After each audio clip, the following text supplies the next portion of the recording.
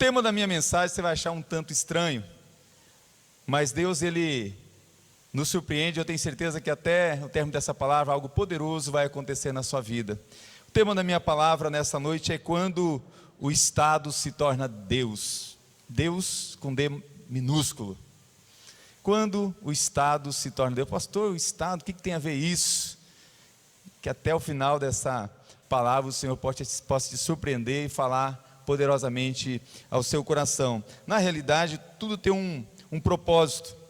Na realidade, quando eu decidi pregar sobre esse tema, talvez no Brasil, nosso país, nós temos uma grande liberdade e não aproveitamos de poder viver um evangelho pleno. Apesar de sabermos de muitas coisas que têm mudado nos últimos 10 anos, mas o Brasil ainda é um país onde podemos falar com liberdade. Eu tive o privilégio de conhecer alguns países, como Laos, Malásia, próprio Vietnã, em alguns lugares. A gente vê a diferença que é da liberdade que nós temos aqui. O Carlos e a Cláudia também foram para o Egito, né? Foram ali, viram a dificuldade, e a gente sabe que é diferente da realidade do nosso Brasil. E eu estava lendo, tem um boletim que a gente chama Boletim Internacional. Ele é feito uma pesquisa do que está acontecendo no mundo, é uma pesquisa missionária do que está acontecendo no mundo com os cristãos. E eu fiquei abismado de saber, e essa pesquisa ela é feita de 10 em 10 anos. Então a última que foi feita, ela foi de 2001 até de 2000 a 2010 na realidade. Em 2011 saiu o resultado. E eu fiquei abismado que o resultado que nesses 10 anos, muitos mártires morreram por causa da palavra do Senhor, do Evangelho. Isso ainda acontece. Se fosse fazer uma conta nesse período de 2000 a 2010, cerca de 270 novos mártires morreram a cada 24 horas. O total de pessoas que morreram por causa do Evangelho foi de aproximadamente 1 milhão, sem contar aquelas pessoas que talvez você acompanhou alguns anos atrás, que foram mortos pelo Estado Islâmico. E com isso eu comecei a pensar como que esse martírio ele tem acontecido. E às vezes as coisas, irmãos, vão acontecendo de maneiras sutis. Eu não sei se você sabe, há muito tempo atrás, a Indonésia ele era um país totalmente com liberdade de adorar o Senhor, onde o cristianismo tinha uma força. Hoje já não se pode. Hoje a realidade mudou.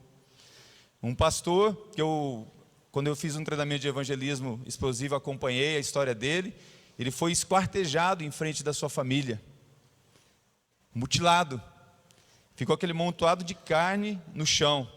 Muitas pessoas acharam que ele tinha morrido, mas Deus age de maneira sobrenatural. Aquele homem foi recolhido, aqueles pedaços, vamos dizer assim, e aquele homem ainda mutilado, ele ficou sem os braços, sem as pernas, e ele ainda continuou, e cortaram a língua dele também, e aí ele ainda continuou pregando o Evangelho. Como, irmãos?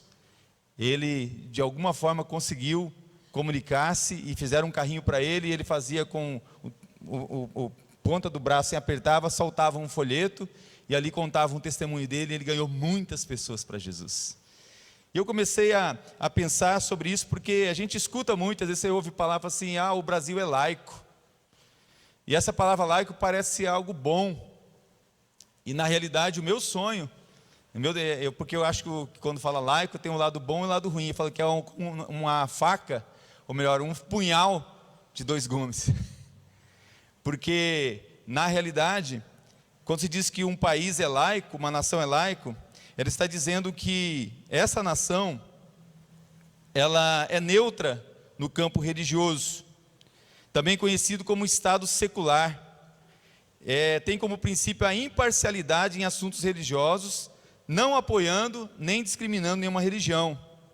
Um Estado secular ou laico é um conceito de secularismo, onde o poder do Estado é oficialmente imparcial em relação às questões religiosas, não apoiando e não se opondo também a nenhuma religião. Entretanto, apesar de ser o Estado não ser um Estado ateu, o Estado laico também deve respeitar o direito da descrença religiosa. No Brasil, a nossa Constituição, de 1988, diz assim no preâmbulo dela: nós, representantes do povo brasileiro, reunidos em Assembleia Nacional Constituinte, para instituir um Estado democrático destinado a assegurar o exercício dos direitos sociais e individuais, a liberdade, a segurança, o bem-estar, o desenvolvimento, a igualdade, a justiça com valores supremos de uma sociedade fraterna. Tá bonito, né, irmãos? Aí continua: pluralista e sem preconceitos, fundada na harmonia social e comprometida na ordem interna e internacional, com a solução pacífica das controvérsias, promulgamos, aí termina a Constituição assim, promulgamos tudo isso sob a proteção de Deus.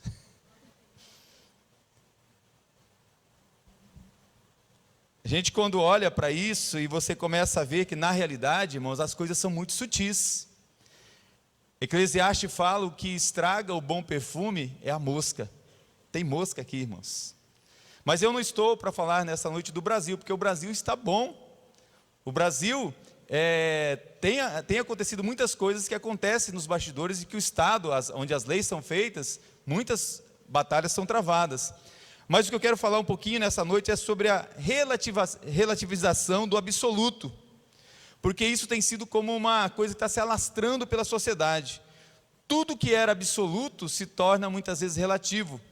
Hoje em dia é normal, quer você acredite em Jesus, Buda, nos Beatles, em cristais, Mãe Terra, ou qualquer outra coisa que seja do seu interesse, mesmo na sua descrença, tudo isso é considerado em pé de igualdade diante de qualquer coisa, diante do Deus que você serve. Isso pelo mundo. Isso é relativar as coisas que Deus tem como absolutas. Quando a gente pensa então a respeito do cristianismo, é fácil esquecermos que no momento a perseguição é real e forte em muitas partes do mundo, e não são aqui com a gente. Aqui é moleza. E eu te pergunto: e o que nós fazemos? E eu escolhi para a gente pensar isso porque a coisa vem de muito tempo, irmãos. Falar de alguém, eu falei domingo passado que eu gosto muito de José, mas que José é mais o pastor Christian, que é muito fã dele. Falei sobre um José, um homem que Deus tornou ele próspero, porque o Senhor era com ele. E nessa noite eu não vou falar de Daniel, mas vou falar um pouco sobre o livro de Daniel, porque eu vejo em Daniel, as profecias de Daniel ainda estão, algumas se cumprindo agora, e outras ainda vão se cumprir. Até quero ver com o pastor Cristo, com os demais pastores, a gente preparar algumas palavras para a igreja sobre as profecias que estão acontecendo e a gente não está percebendo. E Daniel é um dos livros mais proféticos da atualidade, das coisas que estão acontecendo. E para isso eu escolhi o texto de Daniel 3, apenas o versículo 6. Esse momento aqui é quando uma estátua de ouro é levantada por Nabucodonosor, e aqueles companheiros de Daniel são obrigados, vamos dizer assim, a se prostrar diante daquela estátua. Daniel 3, apenas o versículo 6, acompanhe, na sua Bíblia vai ser projetado esse versículo. O final da ordem era essa: e qualquer que se não prostrar e não adorar, será na mesma hora lançado dentro do forno do fogo ardente, ou dentro da fornalha. Eu quero destacar duas palavras que são colocadas nesse versículo 6, prostrar e adorar.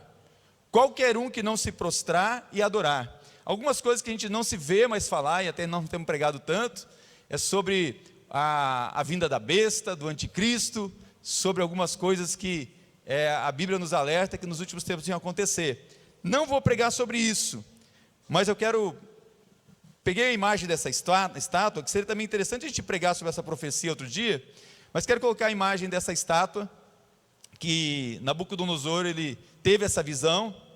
Essa estátua, se você olhar para ela, ela tem a cabeça de ouro, peito e braços de prata, ventre e coxas de cobre, pernas de ferro e os pés de ferro e de barro. Ali a cabeça de ouro, que é da época de Nabucodonosor, representa o Império Babilônico. O peito e braços de prata, o Império Medo-Persa. E cada um tem as suas datas. O ventre e coxas de cobre, o Império Grego. As pernas de ferro, o Império Romano. E os pés são de 476 depois de Cristo até os dias de hoje. quando mais ou menos 10 nações são representadas ali. E se você olhar, na realidade, todas essas profecias, elas se cumpriram e estão se cumprindo para esse tempo. Mas na história de Daniel, apesar de ter um significado sobre a estátua, sobre essas profecias, não é sobre isso que nós vamos falar nessa noite, essa estátua ela tem um símbolo muito forte para o que acontece nos dias de hoje na vida do crente.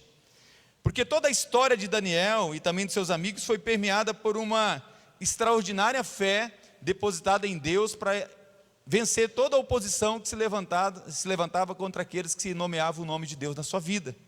Então nós precisamos entender a história. Você sabe muito bem que Daniel, acompanhado de seus 3 amigos, ele foi levado cativo, mas ele ascendeu lá dentro, né? Ele teve uma vitória na sua vida, aqueles jovens que decidiram tomar algumas decisões na sua vida, e eles, através de Nabucodonosor, eles chegaram ao mais alto nível da administração pública.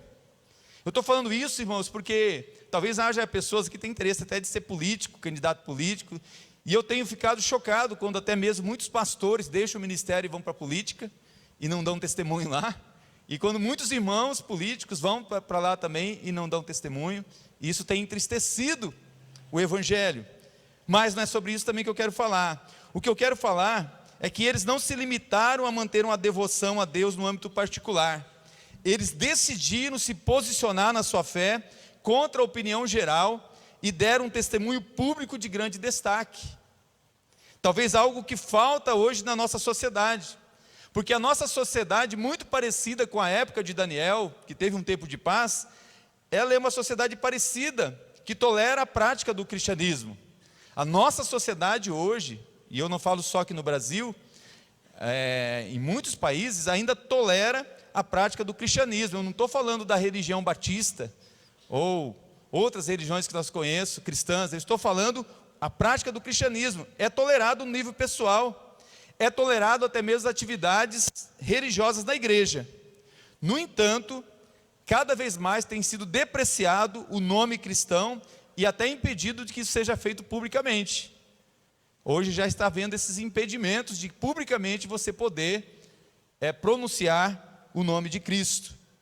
Até mesmo eu sei que muitos profissionais, principalmente quem trabalha na área da psicologia, os conselhos têm proibido de você colocar lá que você é cristão. Depois você me fala se não é verdade isso. É proibido você professar a sua fé ali. Se Daniel e seus companheiros estivessem conosco hoje, irmãos, estariam na vanguarda do debate público para defender o nome do Senhor? Ou estaria como a maioria dos cristãos, calados? Não se importaria em ir contra a cultura do politicamente correto para levar o nome de Deus? Ou eles seriam uma voz para essa geração? E eu pergunto, e eu, e você, está preparado para ir contra o que ainda pode se levantar, ou que já está se levantando?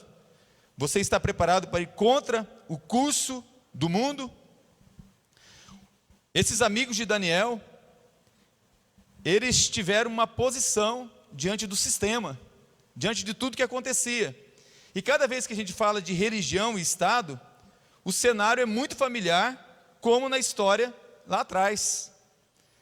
Porque a tentativa de serviço da religião pelo interesse do Estado, às vezes totalitário, é nítido que muitas vezes a própria política quer usar da religião, usar das igrejas para os seus próprios interesses. Você sabe muito bem que como os pastores, os padres, são assediados na época da política. Você não tem ideia as ofertas que a gente recebe, as propostas que nós recebemos, e infelizmente muitos se dobram diante delas. Mas eu estou falando isso porque se você volta o seu olhar, e depois você pode estudar com calma 1 Daniel capítulo 1, percebemos que a questão de Daniel capítulo 1 é uma questão que é para os dias de hoje. É uma questão de valores e princípios, de escolha, de não se contaminar, de não comer os manjares do mundo, de não viver como o mundo vive. Percebemos que é uma questão de valor. Daniel decidiu com seus amigos ser diferente. Daniel decidiu ir contra o curso do que o mundo fazia. Em Daniel capítulo 2 é mostrado para Nabucodonosor, você pode ler em outro período, que nenhum Estado ou sistema político tem valor absoluto aos olhos de Deus, porque os impérios caem, os impérios passam, os governantes passam, mas a palavra do Senhor permanece para sempre. Então não deposite a sua esperança, a sua fé num sistema político, ou até mesmo num império, ou até mesmo que você vê à sua volta. No entanto, irmãos, agora aqui em Daniel 3, que nós acabamos de ler esse versículo, Nabucodonosor, ele desafia essa noção, fazendo do seu império e governo um absoluto, na medida em que ele insiste em ser tratado como Deus e adorado.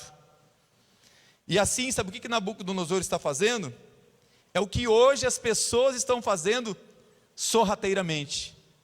Amados, não se engane, a nossa luta não é contra a carne, a nossa luta é contra principados, potestades, dominadores do mal. Não é o diabo aparecendo com o tridente, com os seus demônios, vindo escancaradamente. É o diabo ardilosamente tentando se infiltrar aonde estão as autoridades e poderes constituídos. Não se engane. Ele quer, aqui Nabucodonosor, ele absolutiza o relativo. Tipo assim, aquilo que é relativo agora vai se tornar absoluto. E aquilo que é absoluto se tornar relativo. É isso que ele quer fazer. Nos capítulos 1 e 3, Daniel chama a atenção para duas tendências paralelas e opostas que ele observou nesse período.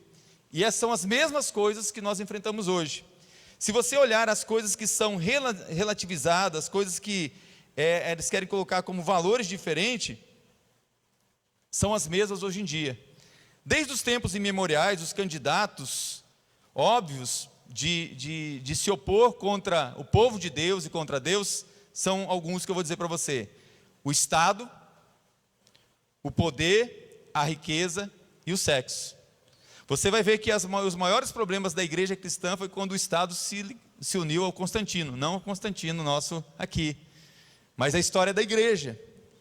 Mas o que a gente pode ver, que Daniel ele quer destacar aqui apenas duas coisas para a gente ficar alerta, irmãos. Eu estou falando porque às vezes a gente fica no nosso país e talvez a gente acaba não lendo e sabendo o que está acontecendo à nossa volta, mas hoje muitos países que eram cristãos estão dominados já, não por uma religião, posso dizer só assim, mas pelo império das trevas, dominados. E ele vai falar sobre isso. E Daniel, ele tem o cuidado de listar aqui nesse texto da palavra do Senhor, de capítulo 3, quem eram as autoridades que estavam lá. Amados, abra os seus olhos e olha a movimentação que nós temos nos três poderes nossos. Olha a movimentação que nós temos hoje em dia, como nunca houve entre os nossos deputados, nossos senadores, entre os lugares onde as leis estão sendo votadas. Nunca se viu tanta coisa sendo mexida, tanta coisa sendo até mesmo alterada. E Daniel ele faz questão de destacar que quem estava presente lá, além de todos aqueles prefeitos, os governadores, os juízes, ele fala até mesmo aqueles que aconselhavam, os conselheiros, era como se fosse até mesmo os pastores, aqueles que poderiam dar bons conselhos, estavam presentes lá nessas horas. E Nabucodonosor, ele não tinha tempo para essa sutileza de querer discutir, ele insistia em ter a magistratura inclinada diante da estátua, ou seja, Nabucodonosor, ele queria que todos os poderes, que todo o governo, todas as pessoas se inclinassem diante daquilo que ele estava trazendo como uma verdade. Quando um monarca absoluto como Nabucodonosor mete a cabeça que ele precisa provar a sua invencibilidade, é inevitável que o povo vai sofrer, que as pessoas vão sofrer. Talvez você fale, pastor, isso é um extremo totalitário, isso não vai acontecer no Brasil. Amados, se você olhar a história, talvez você possa pensar o que aconteceu no passado com a Albânia, com a Rússia, com a China, com o Camboja, e talvez você fale assim, isso nunca vai acontecer aqui no Brasil. E a gente começa a falar sobre isso, e você fala assim, pastor, o que isso tem a ver comigo? Deus vai levantar os seus profetas. Deus vai levantar os homens e mulheres de Deus que querem fazer a diferença nessa geração. Porque quer você acredite ou não, a volta de Jesus é a qualquer momento. Talvez você ouva pregar há tanto tempo, mas nunca foi tão sério do que está acontecendo à nossa volta para esse tempo. É um momento da gente repensar e ver que estamos vivendo uma situação extrema. Um momento de reflexão, porém, vai mostrar para você que o que aconteceu na época de Daniel está acontecendo agora. Eles sofreram, irmãos, não na fornalha, os amigos de Daniel, mas eles sofreram antes de serem jogados nela. E isso está perto de acontecer, se não está acontecendo já com você. Tem pessoas que me procuram e falam: pastor, você não sabe o que eu estou passando no meu trabalho, o que eu estou passando no lugar onde eu dou aula, ou sirvo, ou faço tal coisa. A partir do momento que o decreto foi promulgado por Nabucodonosor, esses homens sofreram uma agonia mental, uma pressão. Teria sido óbvio que esse era um teste muito difícil da fidelidade. Amados, talvez nós não estamos sendo provados na nossa fidelidade a Deus. Você já foi provado na sua fidelidade a Deus com força mesmo? Em algum momento? Esses homens foram. Foi uma hora de suprema decisão de valores. No capítulo 2 de Nabucodonosor, há um momento em que ele tomou a decisão de matar os sábios, incluindo Daniel e seus amigos. Mas Daniel foi lá e interpretou o sonho. E quando Daniel interpretou o sonho, Daniel não salvou só ele, os amigos dele, mas salvou todos esse conselho, todos esses governantes. Eles foram salvos por Daniel. Mas agora são estes mesmos que estão atacando os amigos de Daniel. E aí eu te pergunto, será que não é isso que tem acontecido com muitos políticos, com muitos pastores, com muitos servos de Deus, que preferem entrar no curso do mundo, de que ir contra ele? Todo mundo faz, todo mundo age assim, por que agir diferente? Será que vale a pena agir diferente? Se eu agir diferente, eu posso perder meu emprego. Se eu agir diferente, talvez eu vou perder meus amigos. Ali não se tratava de perder amigos, ali não se tratava de perder emprego, ali se tratava de perder a própria vida, para defender algo. Eu fiquei imaginando, até eu pensei em escolher alguns jovens aqui da igreja para ilustrar, mas não vou fazer isso. Mas imagine ser um desses jovens. Imagine que um de vocês aqui seja Sadraque, outro seja Mesaque, ou seja Abednego. E de repente você sabe dessa pressão do que vai acontecer, que todos vão ter que se prostrar. E talvez alguém vai chegar para você e vai falar assim: olha, você sabe que é um ídolo. Eles não ouvem, eles não falam, eles não apalpam, eles não têm poder nenhum, é só um ídolo. Não tem nada demais você se prostrar diante dele. Você pode estar se prostrando, mas você não está adorando. Por dentro do seu coração você não está adorando. Você sabe quem você é e nós sabemos quem você é. Pense nas consequências se você não se prostrar. Se você, talvez até a esposa, os filhos, vai falar assim: olha, se você não se prostrar, você vai perder o emprego e você vai morrer, nós vamos ficar sem o sustento nosso aqui, vamos ficar perdidos. Vale a pena você morrer por isso? Talvez os amigos falam assim: cara, se prostra, nós precisamos de alguém influente lá dentro. Vai que você é do alto escalão da política. Cara, se prostra, é só sobre isso aí, não vai fazer nada de mal nenhum. Se prostra, porque você vai ser continuando lá, sendo uma força nossa. Deixa passar dessa vez, é só uma vez, você precisa. E talvez os amigos estavam tentando convencer ele a se prostrar. Talvez alguém dissesse: que importa se exteriormente nos prostramos diante dele? Isso não significa que ele controla a minha cabeça e meu coração. Olha, tem coisas que eu faço, tem lugares que eu estou, mas não quer dizer que eu sirvo ao diabo. Eu só estou ali, mas o meu coração é do Senhor. Eu faço coisas que desagradam meu Deus, mas isso não tem importância, porque no fundo Deus sabe que eu amo Ele. E se bons homens como vocês, pudesse falar para eles, de capacidade, integridade comprovada, se recusarem a prostrar e serem mortos? Vocês são pessoas que ocupam altos cargos, veja bem, pense nisso. Se vocês não estiverem mais nos cargos, vai entrar outra pessoa e aí eles vão fazer pior com o povo. Deixa passar dessa vez e você continua lá. Em outra oportunidade você luta pela gente. as propostas vão vir, irmãos. As propostas vão chegar. E talvez alguém apele mesmo assim, ó, pensa em sua esposa e filhos. Pensa, você está planejando aí ter filhos. Sua esposa engravidou agora. Pensa nisso, que vale a pena você morrer e seu filho aí vai ficar sem um pai. A sua esposa prostrou, seus amigos prostraram, só falta você, cara. Está todo mundo com a gente. Se prostra. Olha, nós precisamos de você nos corredores do poder. Sem você a gente não vai mudar o Brasil. Sem você a gente não vai mudar o mundo. Se prostra. Todavia, irmãos, eles não estavam dispostos a fazer nenhuma concessão. Quando eu comecei a ser ministrado por isso, eu falei, quantas concessões você já fez? Quantas concessões talvez eu já fiz? Sim, prostrar-se era um gesto exterior, mas foi calculado pelo rei Nabucodonosor, e tudo é calculado pelos principados, potestades, dominadores do mal. Tudo o diabo já calculou bem, já fez a conta.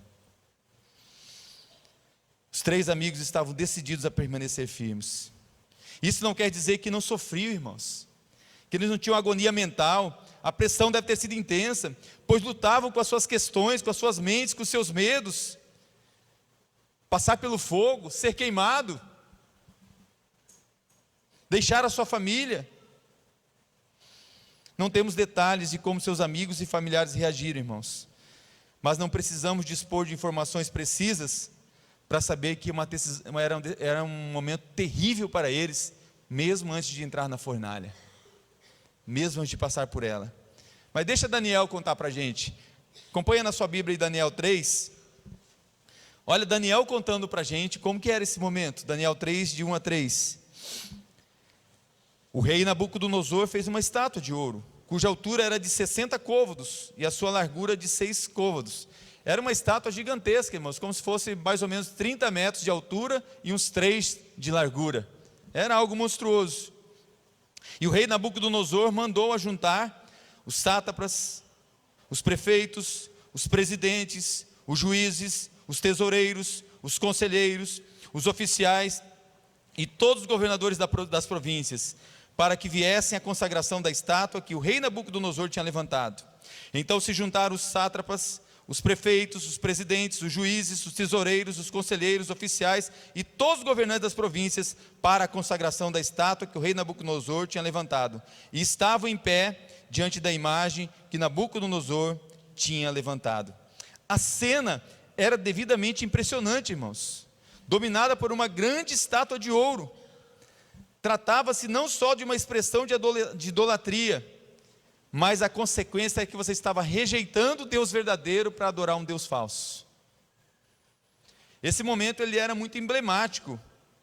Era tão importante naquela época que a principal orquestra do país estava prestes a tocar. Então era algo com muita pompa, era uma festa com muita música, e a principal orquestra ia tocar. E um arauto avançou, olha Daniel 3, 4 e 6. E um arauto apregoava em alta voz: ordena-se a vós, ó povos, nações, gente de todas as línguas, quando ouvirdes o som da buzina, do pífaro, da harpa, da sambuca, do saltério, da gaita de foles e de toda sorte de música, vos prostrareis e adorareis a imagem de ouro que o rei Nabucodonosor tem levantado. E qualquer que se não prostrar e não adorar, será na mesma hora lançado dentro do forno de fogo ardente. Irmãos, provavelmente fez primeiro aquele silêncio e todos esperavam que a música começasse. E quando aquela orquestra começou a tocar, e é interessante saber que a morte por fogo era uma punição prescrita desde o antigo Código de Hammurabi para criminosos mesmo. A música, você sabe muito bem disso, irmãos, e é um parênteses que eu vou fazer. A música ela tem um poder de influenciar a mente e reduzir até as inibições. Tem gente que é inibido, com a música a pessoa se solta. Então a música, quando Nabucodonosor pôs, tinha uma finalidade. E não pense que a música nos dias de hoje não tem uma mesma finalidade. E é interessante que o ritmo pulsante da música, ela pode anestesiar a mente, até para a letra. Às vezes as pessoas estão mais envolvidas com a música, com o ritmo, do que com a própria letra que está sendo colocada. E Nabucodonosor sabia muito disso, muito bem. Tudo foi muito bem estudado, tudo foi muito bem preparado. A música, ela ajudaria a dissipar as dúvidas persistentes, tornando mais fácil para que os nobres se prostrassem, porque havia uma alegria, todos estavam contagiados pela música, parecia que todos estavam alegres. Ouvir a melodia da música magnífica superaria a moral remanescente ou a resistência intelectual do que estava acontecendo ali. Já se dizia em Roma, que muitas vezes o povo quer pão e circo. Mas vale a pena esse parênteses que eu estou fazendo para você, cada um de nós aqui. Eu aprovo as palavras que acompanham a música que eu ouço. Você aprova todas as músicas que você ouve? Você aprova elas? E eu te pergunto, Deus aprova? Será que não é uma estatuazinha, um amuletozinho que você está se curvando diante dela? É só uma pergunta para você refletir. Porque há um preço da sua integridade espiritual. Há um preço da minha integridade espiritual. O evento parecia à primeira vista ter sido um sucesso absoluto. Sabe quando o seu filho chega e fala para você assim: mãe, está todo mundo fazendo, todo mundo faz, a gente da igreja faz. Olha, eu já vi até na casa do irmão lá. Olha, eu fui na casa do irmão tal, tinha tal coisa lá na casa dele. Não tem nada a ver, mãe, que você está brigando porque eu tomo cerveja em frente da faculdade? Eu vim na casa do irmão lá da igreja. Não tem nada demais. Talvez aquela garrafinha pode ser uma estatuazinha, um amuletozinho que você está se curvando diante dela e você não consegue vencê-lo. Você se dobra, mas não tem nada a ver. Seu coração é de Deus. O evento parecia o céu. Olha o que diz o versículo 7 de Daniel 3. Portanto, no mesmo instante que todos os povos ouviram o som da buzina, e vai falando, talvez em virtude do tamanho da multidão, o rei não notara. Irmãos, todos os povos de todas as tribos, raças, todo mundo que estava lá tem que se curvar. E talvez no meio da multidão, não deu para ele notar que só 3 não se prostraram. Alguns perguntam, Daniel, historicamente diz que Daniel estava em outra província, senão ele teria também ficado em pé, irmãos. Porque a gente já falaram, sabe que Daniel se prostrou? Tem gente maldosa. Mas esses 3 homens que permaneceram de pé, quando todos caíram ao chão, em frente da estátua de ouro. Menina, seja só você a ficar de pé lá na sua faculdade. Jovem, seja só você a ficar lá na sua faculdade. Não se prostre, aqui todo mundo está se prostrando. Seja diferente. Eu falo isso porque eu já me prostrei diante do que eu não deveria me prostrar. Daniel 3, 8, 12 diz assim, que não durou muito. Ora, no mesmo instante chegaram alguns homens caldeus, acusaram os judeus. Irmãos, não vai faltar alguém para vir querer fofocar de você. Eu falo fofocar porque nem todo mundo que vê alguém se prostrando diante de algo quer ir lá para juntar, para levantar, Eu já vi muitas situações, mas quem me conhece sabe que eu não estou aqui e não vou ser para apontar o dedo, eu vou ser para estender a mão. Mas infelizmente tem gente que fala assim, pastor, o senhor não sabe, tinha gente do louvor lá na boate, pastor, tinha gente lá fazendo isso, tinha gente fazendo aquilo,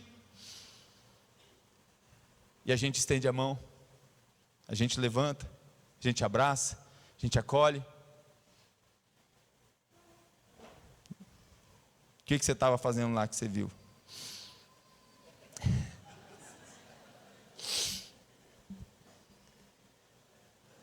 Mas tem alguém que te acusa, como esses homens acusaram, o diabo de dia e de noite, ele vai procurar te acusar. Ele vai te acusar. E o versículo 11 diz que qualquer que não se prostrasse e adorasse, seria lançado dentro do fogo. E ele diz, há alguns homens judeus que você constituiu. Olha, tem homens que você colocou até em posição. Sabe, pastor Cristian, é o pessoal que você colocou aqui, ó. Sabe, é o pessoal que prega aqui, é o pessoal que está aqui, é esse pessoal importante. É essas pessoas. Infelizmente eu falo, os levitas, os pastores, os diáconos, os líderes, vão ser os primeiros a serem atacados, irmãos. Os primeiros. Esses homens, ó rei, que não fizeram caso de ti, a teus deuses não servem, nem a estátua de ouro que levantaste adoraram. Porque não era, irmãos, só se prostrar, era adorar também. Seriam esses acusadores os mesmos homens que Daniel tinha salvado antes? Há alguns homens judeus, e saiba que sempre com acusação, nem tudo é verdade. Porque eles falaram, depois eles contaram junto uma mentira. Porque normalmente as pessoas que não querem ajudar, até quem fofoca, às vezes o cara tomou um copo assim, e fala assim, pastor, tinha umas 200 garrafas assim, ó. Esses homens, ó rei, nem fizeram caso de ti. Era uma acusação absurda. Porque se aquelas pessoas estavam em altas posições, é porque havia um reconhecimento para quem sobe aqui no altar. Não quer dizer porque uma pessoa que está aqui pode cair, errar, que ela subiu aqui de qualquer maneira. Se ela subiu aqui, é porque tem um reconhecimento dos seus pastores. Quem toca aqui, quem está aqui à frente, saiba, quem faz qualquer coisa na igreja, é porque a gente reconhece em você Deus na sua vida. Deus na sua vida. A teus deuses não serve, nem esta estátua de ouro levantaste adoram. Realmente era verdade o que eles estavam dizendo, que não serviam aos deuses, porque irmãos, muitas vezes a gente acaba errando em algumas coisas, mas Deus conhece seu coração, sabe que ali não era o teu lugar para você estar, não era o que você está fazendo, Ele sabe quem é você. Realmente era verdade, não serviam os deuses do imperador, e também não tinham se prostrado diante da imagem de ouro. Foi o que bastou para provocar ao rei a reação enfurecida.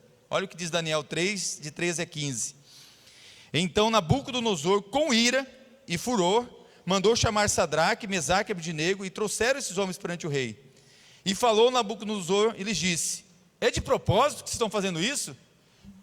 Coloquei vocês num cargo de confiança, eu coloquei vocês aqui no alto escalão do governo, para quando eu mandasse uma lei, vocês fossem o primeiro a assinar embaixo, para quando eu tivesse alguma coisa para aprovar, vocês fossem o primeiro a aprovar. Agora vocês que é para aprovar as coisas aqui, vocês não se prostraram ali?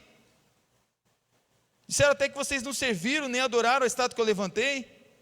Olha, vou dar mais uma chance para vocês. Vai ter um novo projeto aí, e vocês vão ter que deixar passar esse projeto. Tem uma nova situação aí, vocês vão ter que fazer vista grossa. Você está vendo muito erro aqui, faz de conta que você não viu. Vou dar mais uma chance para vocês. Olha, vai tocar o som da buzina, do pífaro, novamente. E se vocês não se prostrarem, é uma chance que eu estou dando para vocês, vocês vão ser jogados na fornalha. Fim das relações cordiais. O diabo, ele é astuto, ele vai dando o laço do passarinheiro, ele vai armando a arapuca. A hora que você quiser sair das garras dele, cuidado que ele vai puxar o laço. E aí é difícil. Em sua raiva destemperada, o imperador deixou escapar o que realmente estava por trás da cerimônia. Não era simplesmente uma estátua, só para lembrar quem era Nabucodonosor. Sabe por quê, irmãos? Ele não disse, quem é o Deus que vos poderá livrar das mãos do meu Deus? Nabucodonosor não disse isso.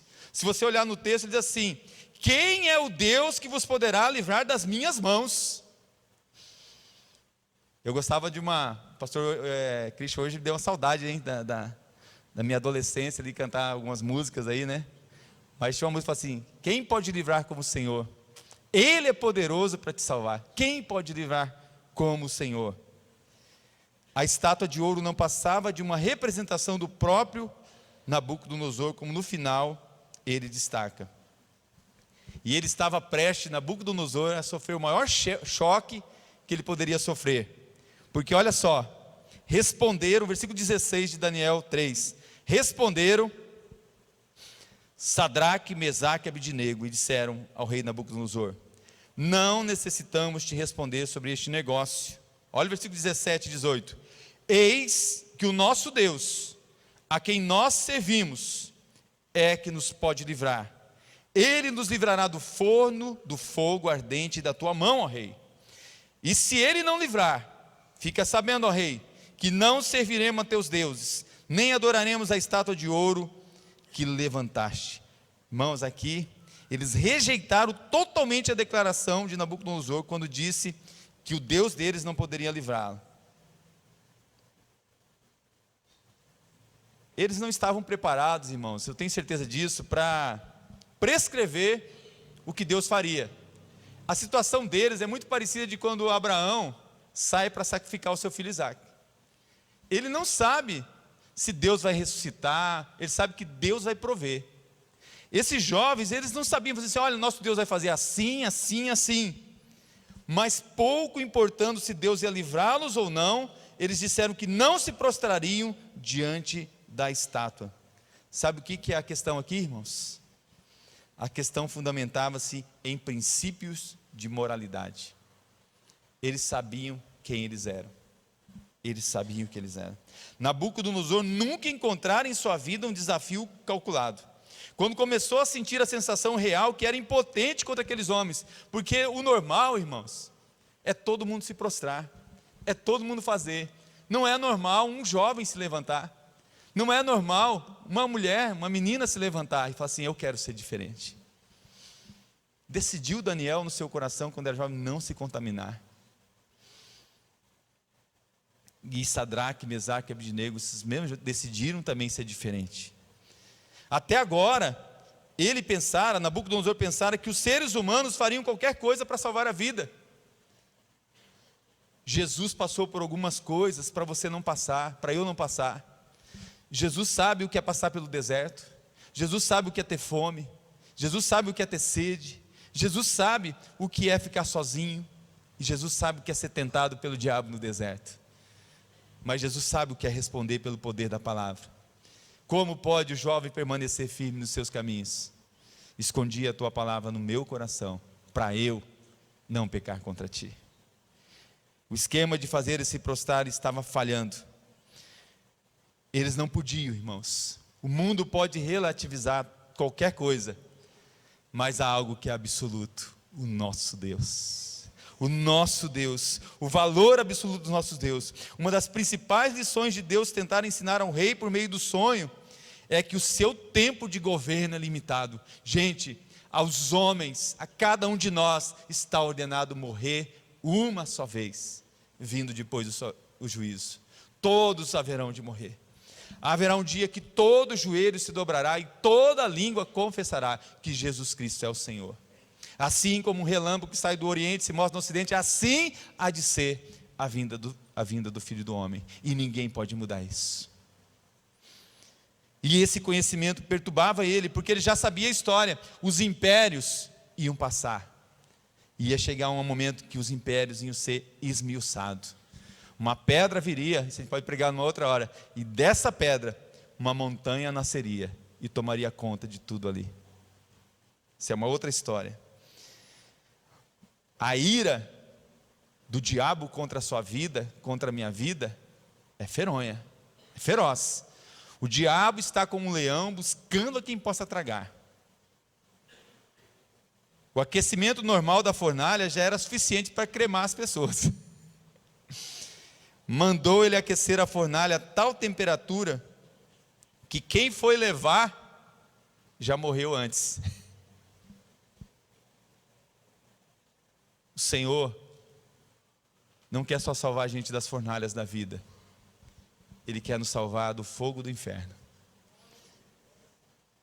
Se ele entrou na fornalha com aqueles homens, a Bíblia fala que Jesus desceu até o inferno para tomar a chave do diabo. Você está entendendo?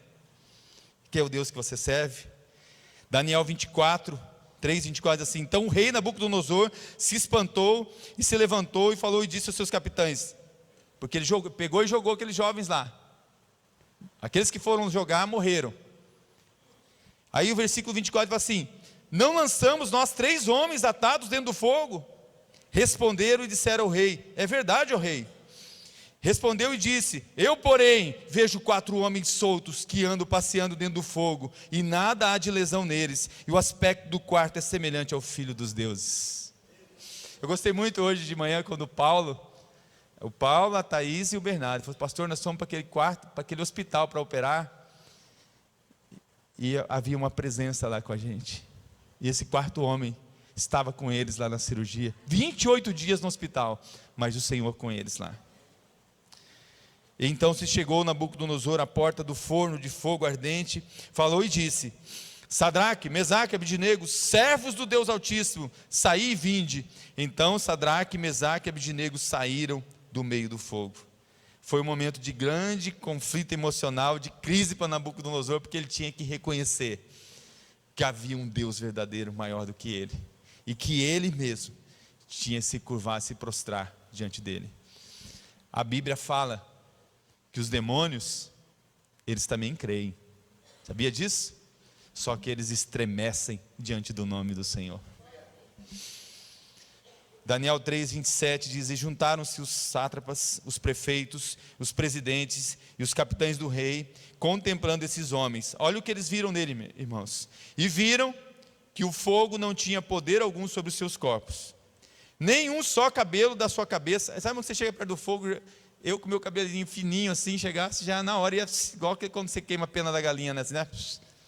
Sapecada aquela lá, né? De longe já ia sapecar.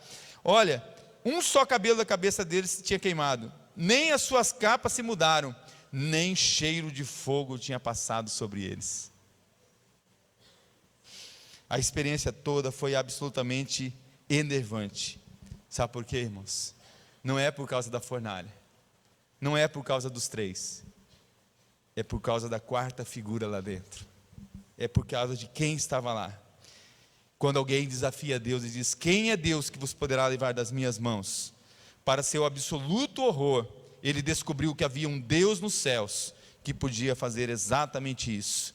Então, falou Nabucodonosor, versículo 28: bendito seja o Deus de Sadraque, Mesaque e Abidnego, que enviou o seu anjo e livrou os seus servos que confiaram nele, pois não quiseram cumprir a palavra do rei, preferindo entregar os seus corpos para que não servissem nem adorassem algum outro Deus senão o seu Deus.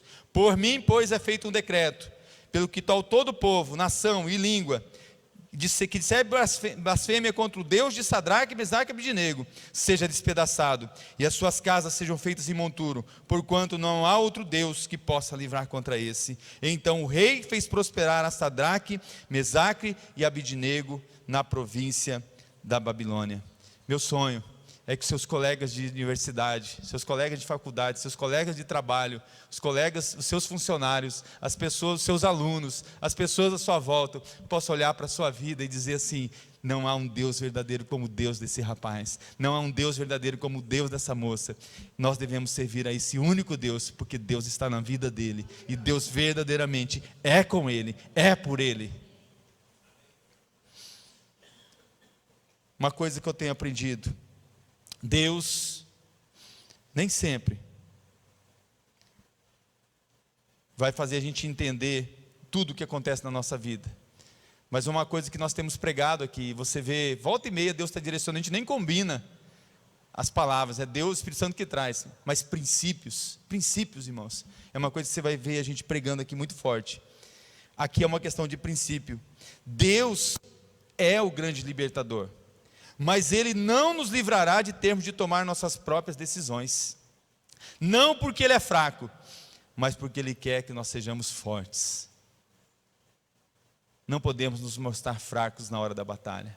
O Senhor sempre está dizendo: ser forte, ser corajoso, e aí você vai ter a vitória. Pode olhar para todos os homens de Deus que se achavam pequenos, se achavam impotentes. O Senhor aparece para Gideão e fala assim: ser forte, o Senhor é contigo, homem valoroso.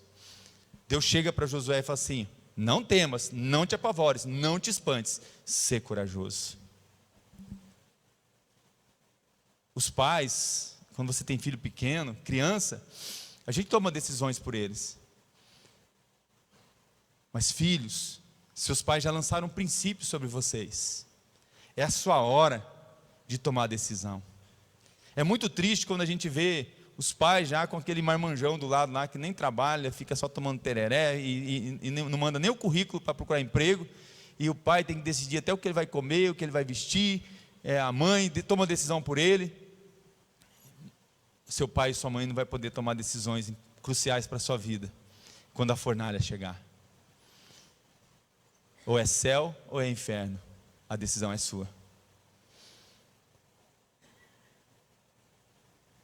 Essa frase aqui eu coloquei como minha, mas se não for, irmãos, depois você me fala aí, que muita gente já pode ter usado.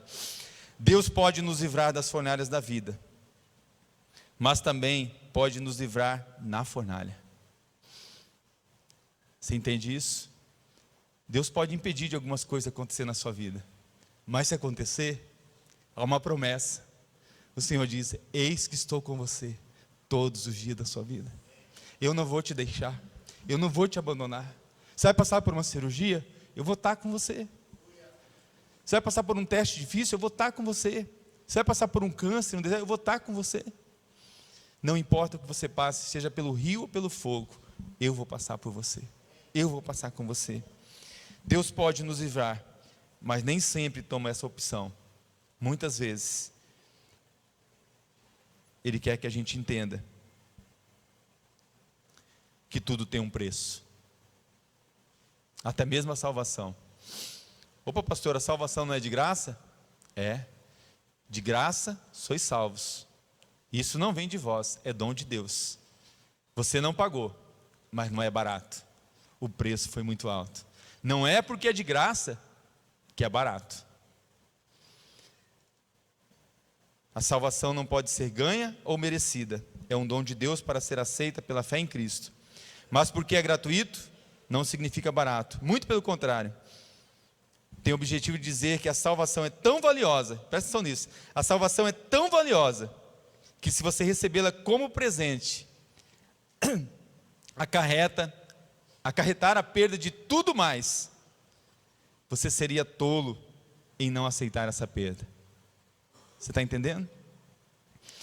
A salvação é tão valiosa, que recebê-la como presente, e isso de repente acarretasse de você perder tudo, ainda assim valeria a pena. Ainda assim valeria a pena. Quero que você abra uma passagem para a gente encerrar. Estamos perto do fim dessa palavra para a gente orar. Lucas 14.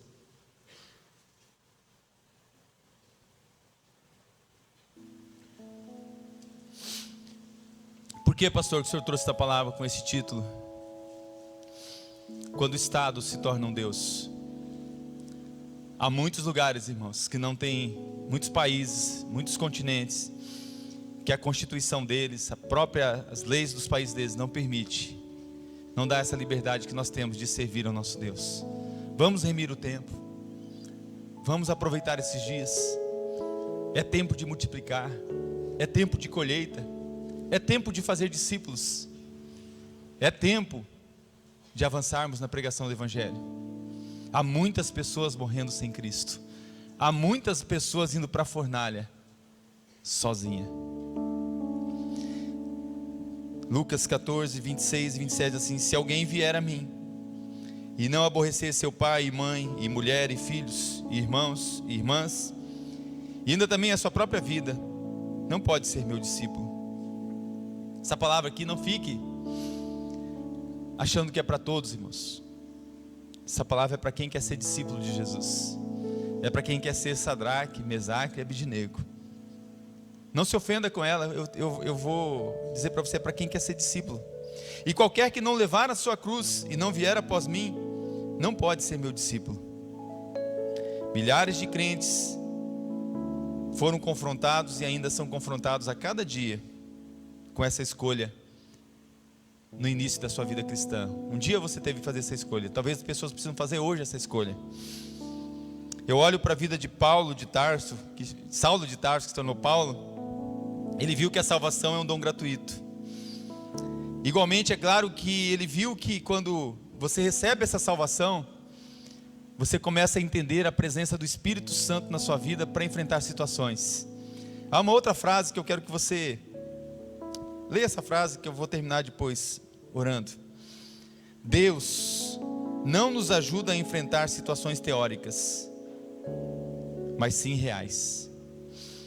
Deus não nos ajuda a enfrentar situações teóricas, mas sim reais. Sabe quando você olha para uma coisa e fala assim: meu Deus, eu não conseguiria fazer isso que esse missionário fez. Eu não conseguiria passar por essa situação e manter firme como essa pessoa fez. Você pensa que não, porque você conhece a teoria. Mas na hora que você precisar, se você já é um salvo em Cristo, o Espírito Santo vai estar com você. Ele é força, Ele é poder, Ele é dínamo, Ele é o Senhor em você, Ele é o Senhor por você. Para os últimos tempos, irmãos, essa palavra, quando eu falei sobre o Estado, não estou criticando nossa nação. Eu amo o meu Brasil, eu oro pelos governantes. Até quando eu estava preparando, eu orei por muitas pessoas, que eu sei que às vezes tem gente que é de esquerda, outra é de direita, outra é de extrema esquerda, outra é extrema direita, outra é de centro. Outros falam assim, eu sou de Lula, né? Eu sou de Bolsonaro. Até pensei, falei, um dia eu vou fazer um exercício, vou pregar lá na igreja sobre Paulo e Apolo. Aí eu vou dizer assim, fazer um sorteio e falar assim, Lula vai ser Paulo, porque está preso. Não, porque se eu falasse que vai ser Apolo antes, eu tinha que escolher, a gente nunca vai agradar, né? Então vamos para falar, não, então o Lula vai ser Saulo e o Bolsonaro lá vai ser Paulo. No fim das contas, o que eu quero que a igreja entenda, irmãos, que não é Lula, não é Bolsonaro, não é Paulo, não é Apolo, é Jesus. Até não sei se é uma heresia usar esses nomes, mas Deus me perdoe. Mas o que eu quero dizer, irmãos, que a gente precisa não brigar por uma estátua de ouro, não nos curvar diante de uma ideologia, diante de um partido, diante de um sistema político. A gente precisa se curvar diante de Jesus Cristo. Mateus 10, 17 e 20 diz: acautelai-vos, porém, dos homens, porque eles vos entregarão aos sinédrios, vos açoitarão nas sinagogas, e sereis até conduzidos à presença dos governadores e dos reis por causa de mim, para lhes servir de testemunho, a eles e aos gentios. Mas quando vos entregarem, não vos dê cuidado como que haveis de falar, porque naquela mesma hora vos será ministrado o que haveis de dizer. Porque não sois vós quem falará, mas o Espírito do vosso Pai que fala em vós. Sabe aquela palavra que eu falei? Não adianta a teoria, vai ser na hora da prática que Deus vai saber quem é dele e quem não é, quem nós somos. Quero orar por você, orar pela sua vida. Nós vamos ministrar uma canção. Você está aqui essa noite, eu não sei o que você tem passado. A gente vai orar por milagres do Senhor. O Senhor, Ele não promete. Olha para a vida de Daniel. O Senhor não promete te livrar da cova dos leões, mas Ele promete, se for preciso, fechar a boca dos leões. Há momento em que a boca dos leões não vai ser fechada, mas a sua vida vai servir de semente para que o Evangelho seja pregado para outras nações. Foi o que aconteceu com aqueles heróis da fé. Ele não promete te livrar da fornalha, mas promete te livrar na fornalha. E mesmo se não livrar na fornalha, Ele continua sendo Deus, e Ele é maior do que a morte e a vida. E Ele promete uma coisa para você e para mim: te esconder em Cristo Jesus. Não se curve diante desse mundo, não se curve diante de ideologias, não se curve diante de qualquer situação. Se Deus livrar, Ele é Deus. Se não livrar, continua sendo Deus. Enquanto essa canção está sendo ministrada, eu queria convidar você que quer apresentar diante do altar alguma situação. Eu deixei a oração intercessória para esse final, porque eu creio que Deus quer fazer milagres aqui nessa noite. Talvez você tenha chorado pelo seu filho, pela sua filha. Você fala: pastor, ele tem se curvado diante de coisas que eu não queria que ele se curvasse. Talvez tenha uma enfermidade, tem algo que você fala assim: essa enfermidade está me dobrando. Mas nessa noite, eu quero convidar você a confiar em Deus, como aqueles jovens confiaram. E quando você estiver aqui no altar, a minha oração é que o quarto homem, ele esteja aqui entre a gente, e ele comece a ministrar na sua vida. Você pode ficar em pé?